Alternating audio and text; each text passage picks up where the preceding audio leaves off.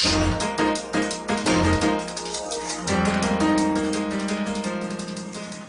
series of yellow and red alert warnings, as well as unexpected power outages, has prompted a Senate panel to look into the problem.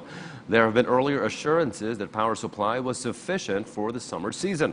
Pauline Requesto reports. Senate Committee on Energy Chairperson Win Gatchalian asked the Energy Regulatory Commission to impose reforms that will penalize power plants which do not follow their scheduled maintenance shutdown. During the Senate hearing on the recent power outages and power reserve shortage, Gatchalian said that it is unacceptable that consumers are burdened by the cost of forced and unplanned shutdowns. We want to see a policy that will penalize the power producers because it's their job to make sure that their commitment is always a commitment.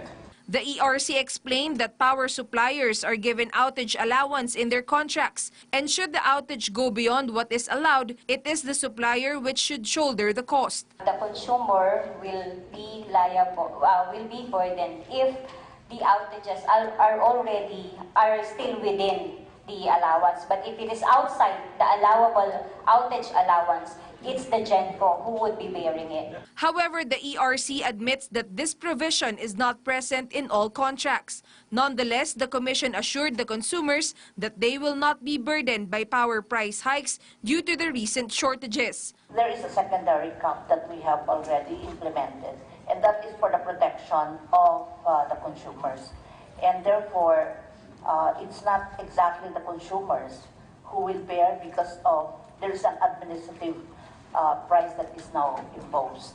Meanwhile, the Department of Energy said it is currently investigating the simultaneous unforeseen shutdowns of power plants last week. Energy Undersecretary Jesus Posada said that based on the figures from generation companies and distribution utilities, power supply should have been sufficient to prevent the power interruptions in several areas in Luzon. Based on the figures, we were supposed to have sufficient power supply that week. Regrettably, what could have been forecasted, what could not have been forecasted, were the simultaneous unplanned outages of several power plants. Nevertheless, the government assured that power supply is sufficient during the midterm polls next month. Pauline Requesto for The Nation. Beyond the headlines, it's news with a different perspective. before the day ends, For events that shape our views and impacts the world around us. we keep you up to speed. With Richmond Cruz and Charms Espina. PTV News Headlines, your comprehensive nightly news source, only here.